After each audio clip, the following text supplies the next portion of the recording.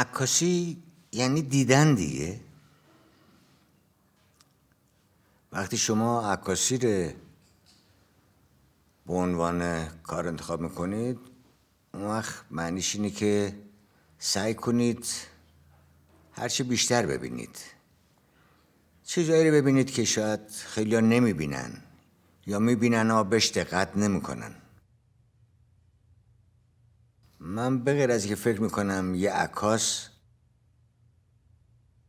کسی کار عکاسی میکنه هیچ وقت نباید دوربین از خودش جدا کنه، واسه که معتقدم عکس همه جا هست، فقط عکاس باید پیداش کنه.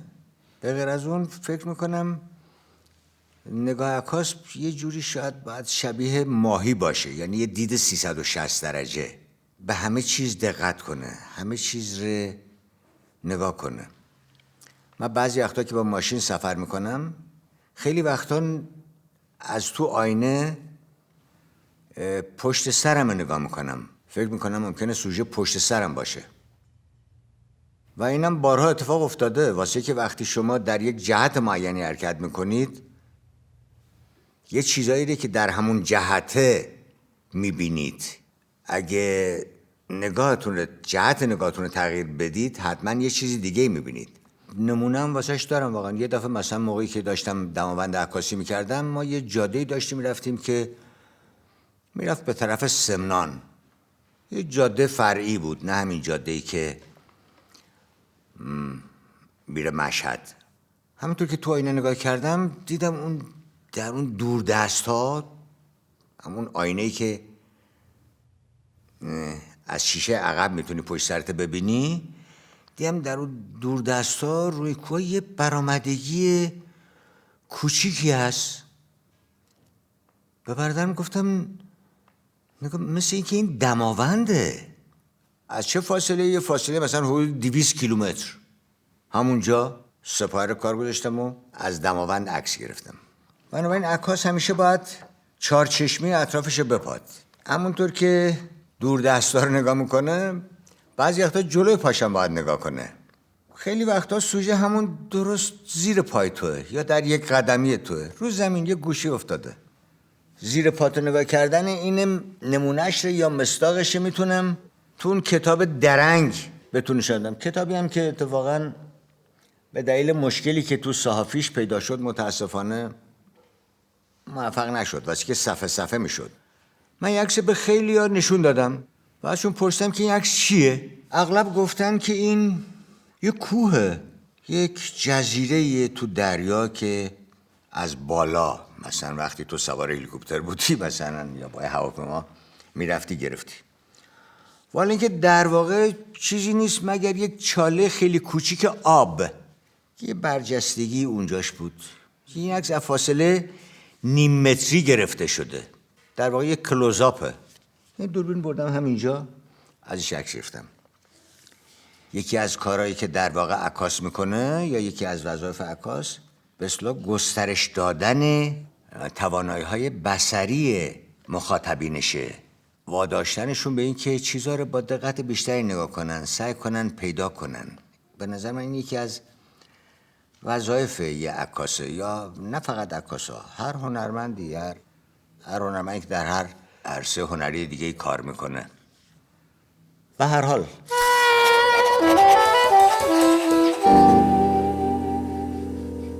عکاس قبل از هر چیز باید این رو تو ذهنش داشته باشه یا اینو در نظر داشته باشه که عکس گرفتن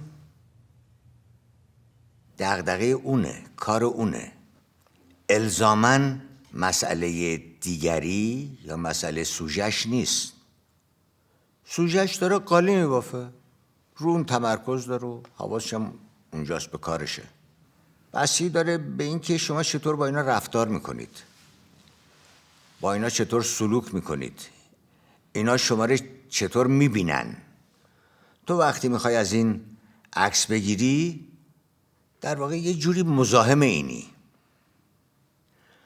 بنابراین این تویی که باید خودت رو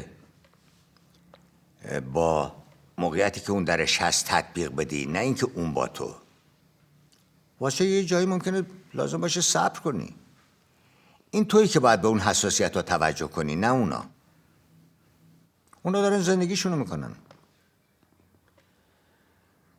و اینا همش وقت میبره، حوصله میخواد، صبر و شکیبایی میخواد.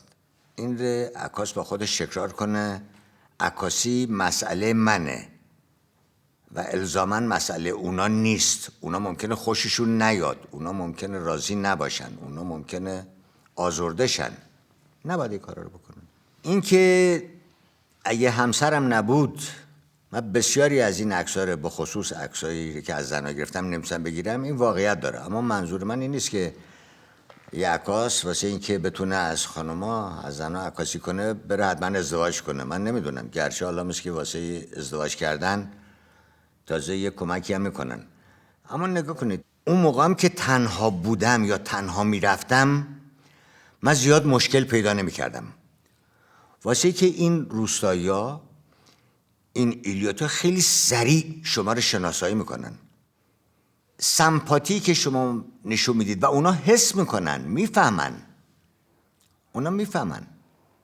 من وقتی مثلا با رو اشعار کار میکردم، خیلی وقتا همطور که با موازات این حرکت میکردیم، اونا سواره با اسب و نمیدونم الاغ و قاطر و اینا میرفتن و ما هم با همین ماشین کراشیم همینطور که میرفتیم. مثلا اینا نون نخریده بودن و نتونسته بودن بپزن. مثلا ما برگشتیم و ماشین مثلا نون خریدیم، یا یه وقتی مثلا بچه یا مریض بود بردیم درمونگاه. شما نمیشه خودخواه باشید و فقط به چیزایی که واسه خودتون اهمیت داره میخواید فکر کنید و از دیگران انتظار کمک داشته باشید. این رابطه باید یه رابطه منصفانه باشه.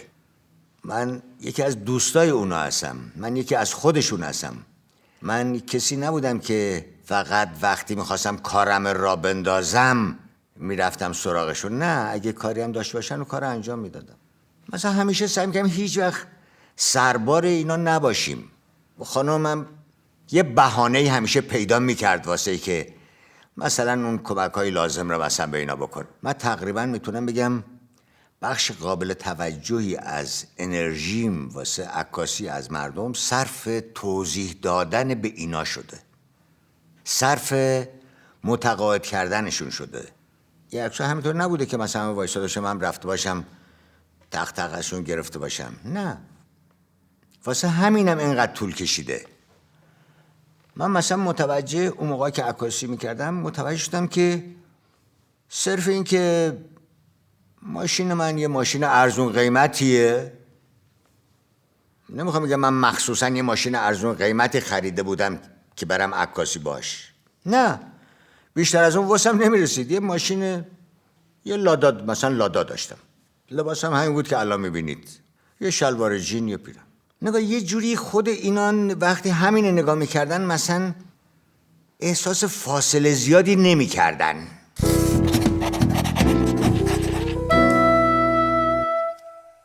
وقتی من کار روی ترکمنا رو میخواستم شروع کنم، راهنمای من یه آقای بود که پدرش یه روحانی، یکی از روحانیون به اصطلاح بزرگ همون منطقه بود، به اسم آتایشان. آتایشان حالا دیگه میشه پدر ایشان مثلا، یعنی یه بزرگ چیز بود. من اونجا که رفتم باش صحبت کرده بود که پسرش، کمی کسی که راهنمای بود، صحبت کرده بود که یه آدم واسه عکاسی اومده. آتایشان هم تا اون موقع کسی ازش عکس نگرفته بود و عکس گرفتن در واقع یه جوری حرام بود، یه جوری پذیرفتنی نبود. خلاصه باش صحبت کردم، منتقدش کردم من یه عکس ازش بگیرم. منم یه عکسی از آتایشان تو کتابخونه شخصیش در حالی که نشسته گرفتم. این عکس تو کتاب ترکمنا اتفاقا چاپ شده. اینجا اگه من بتونم پیداش کنم عکس آتایشان رو، اینهاش. دفعه بعد که رفتم عکس آتایشان چاپ کرده توی قابی، بردم واسه آتایشان. آتایشان تا اون موقع خودش تو عکس ندیده بود و این خودش یه شروع بود، واسه که خب این تو این جوامع روستایی خبرها خیلی سریع منتشر میشه. واسه که شما وقتی به عنوان یک عنصر خارجی وارد محدوده اینا میشید، اینا حساسن، میخوام بدونن که کیه. حالا ممکنه هزار جور فکر کنن، دزد، پلیس، دنبال عتیقه اومده، نمیدونم میخواد زن بگیره، همه اینا فکر، یا شوهر کنن، نمیدونم، چون ممکنه عکاس خانم باشه. و من این کار خیلی از رو حساب کتاب نکرده بودم که به اصطلاح کت خدای ده رو ببین و ده رو بچاپ. منتها میگم نگاه خیلی نرم اتفاق افتاد خودش دیگه. بعد هم دیگه از هر که عکس گرفتیم واسش میبردیم، عکسایی که چاپ کردم میبردم واسهشون. بخشی دور نکده بلا. این شمایی دیگه؟ نمیدیدی؟ کنده هم شدی؟ اینه خودتی دیگه؟ خودشه بله. خب ایلی نقر مردم. اینم با دست خودت بری. اینم یه کوچیکی چاپ کردم. تعارف میکنه؟ نه خیلی ممنون. من فقط آوردم اینا رو به شما بدم بگم یادتون بودیم ما. Bir var gelmeyenler şahit. Niye bir görey işte. یه نور عالی خانم آسایشانه که Ne teraşı. از این دوتا عکسی که پشت سر این شما اینی. این بچه اودان. این ahır perişan inem. آها بله. İnem doyduk.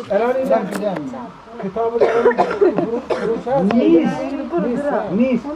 من میگم خیلی عجیبه که من توضیح دادم. یه وقتی دامنه‌های صحن داشتیم عکاسی میکردیم، هوا هم تقریبا خیلی روشن نبود دیگه، این طوفان و برف و فلان همینا. من یه دفعه در یکی از این چیزایی که باز بود فکر کردم ممکن آغلی باشه، چون باز بود. واسه که از برف فرار کرده باشیم پناه بردیم به داخل این آلاچیقه. همچی که پامونو گذاشتم تو یهو دیدم یه نفر گفت مگه تو ناموس نداری؟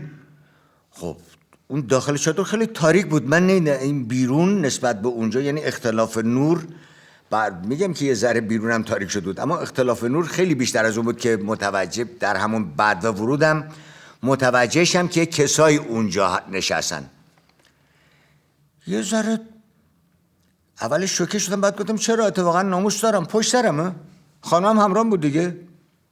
خانم وقتی ناموس مرا دید، یعنی متوجه شد که منم آدم بی ناموسی نیستم، خب یه ذره نرمتر البته شد صداش.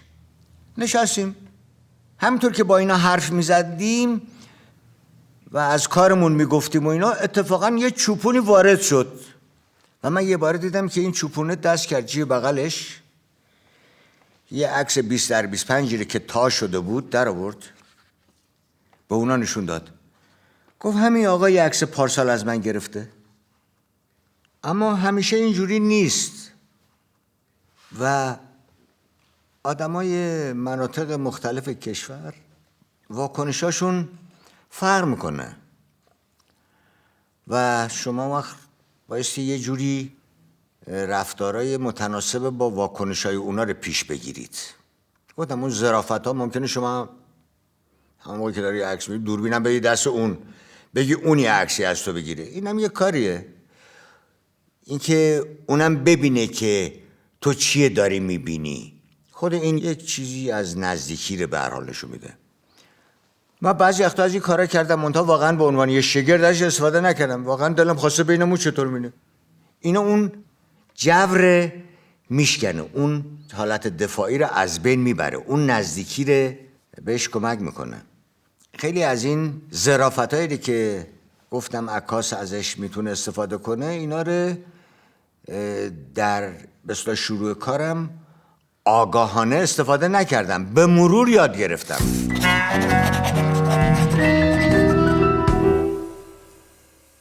من معمولاً از سوژه‌ام همون جوری که هستن یا همون جایی که هستن عکس بگیرم. زیاد از کسی نمیخوام که مثلا پوز بگیره، یا به ندرت البته تو عکسای یادگاری چرا، خب مثلا میگم کنارم وایسید، نگاه تو هم بشین اینجا پسرم، شما اگه میشه یه ذره اونورتر، این آره. ولی تو عکسای دیگه معمولا، یعنی به ندرت این کارم، این که میگم به ندرت یعنی که یه وقتایی هم این کار کردم. مثلا اون موقعی که یه هدف خاصی داشتم. فرض کنید مثلا یه وقتی میخواستم از یک خانم ترکمنی در یه روستایی عکس بگیرم با تمام اون لباسایی که یه زن ترکمن میپوشه، چون اینا به طور معمول که این لباسا رو نمیپوشن. میگم به ندرت این کارم کردم واسه که اون عکس رو میخواستم یه زن ترکمن مثلا متعلق به طایفه تکره که از بسلا طایفه های اعیانی به حساب میان توی طوایف ترکمنا، خواستم یه عکسی با یه پوشاک کامل ازش داشته باشم. آره، اما علل اصول این کارو نمیکنم، یعنی همونطوری که هستن همونطور که راحتن ازشون عکس میگیرم.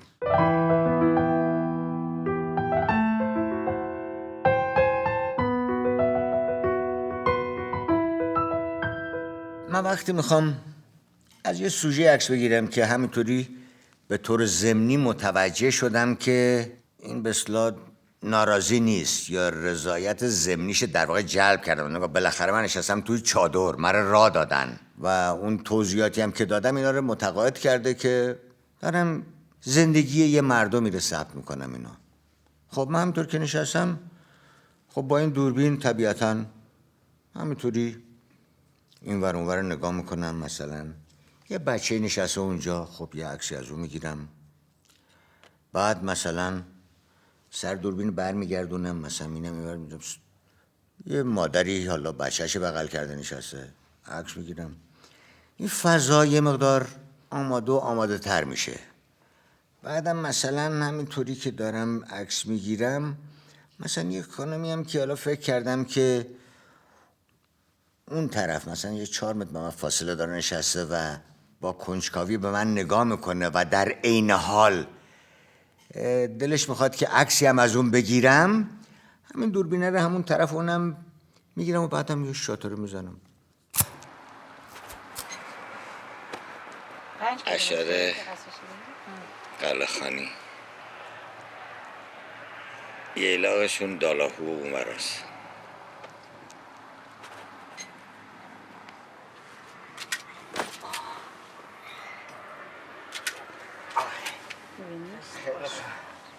عجیب. حالا شما بیاد بشینید. شما بیاد بشینید. من بنشینم. آره. تو بیا بشینید جلو. تو. ما نبو. آها خیلی خوب. با یه مقدماتی این اتفاق میفته. یعنی شما اون جامعه‌ای که وارد شدید شما رو پذیرفته، به شما اجازه داده، حالا یا صریح یا ضمنی، و اونجا هم شما دارید عکس میگیرید دیگه. حالا از این میگیری، از اون میگیری، موقعی دارید عکاسی کنید، عوامل مزاحم به هر حال سر کله‌شون پیدا میشه. من یادمه یه جایی که براتم یهو میدم سر کله یه مش موتور سوار نه کجا پیدا میشد. من اسم اینا رو گذاشتم نیروهای واکنش سریع. یعنی تا میرفتیم یه جای عکس بگیریم یهو میدیم 30-40 نفر دور و برمونن. معمولا همه اینا رو یه جایی جمع میکردم، گفتم وایسید اینجا، همه کنارم فلان فلان عکس میگرفتم. بعضی وقتا که برادرم همراهم بود از اون خواهش میکردم. برادر داشتم که خیلی به من کمک کرد تو این سفرام، یعنی بعد از همسرم در واقع این برادرم بود که بیشترین کمک به من کرد. مثلا دوربینم میدن دست اون، یکی که از دوربین میدم میگفتم قدرت از اینا عکس بگیر. مثلا همه اونا رو ما میکوچوندیم به یه منطقه دیگه، بعد عکس میگرفتم. یا بالاخره بعد از اینکه چند تا عکس ازشون میگرفتم میگفتم نگاه بچه‌ها، حالا نگاه دیگه شما عکس شما گرفتم، حالا اجازه بدید که مثلا از مادرتونم که داره قالین وفا عکس بگیرم. گفتم اینا خیلی چیزای مختلف آدم پیدا میکنه. یه ذره حوصله میخواد، یه ذره فکر و حتی کمتر از اینا البته ظرافت اون لازمه.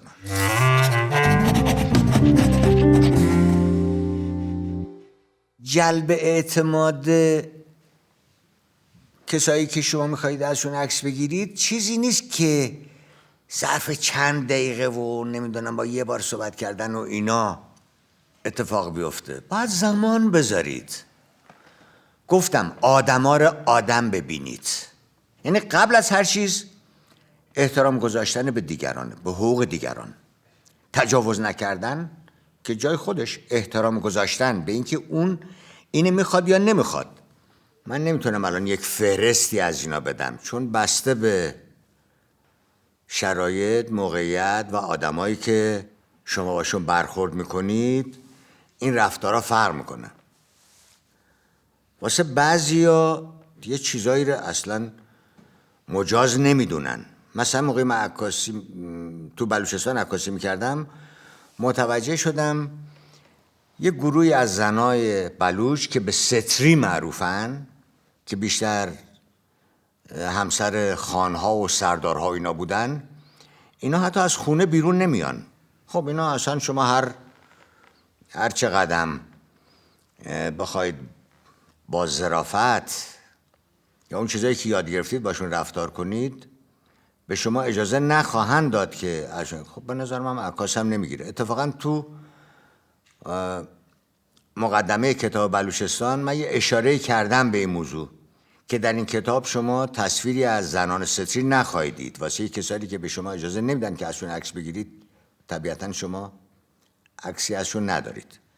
حالا این ممکنه یه ذره رذیلانه باشه که من میگم، اما به هر حال نمیتونم بگم غیر اخلاقیه، چون من نمیگم که کار غیر اخلاقی نکردم، اما سعی کردم نکنم. مثلا میگم من هیچ وقت از کسی بدونی که اجازه داده باشه یا نخواسته باشه عکس نگرفتم، مگه از راه دور یا پشت سر. یعنی به محض اینکه دیدم راضی نیست عکس نگرفتم، هیچ وقت.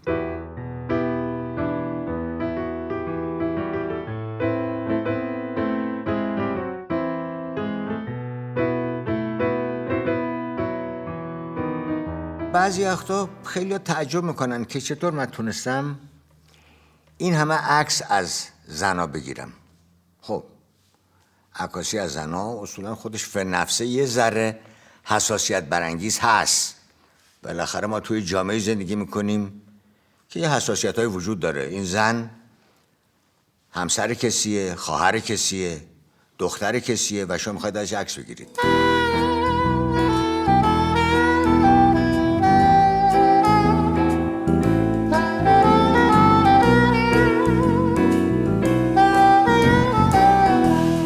بعضی وقتا عکاسا به این چیزا توجه نمیکنن.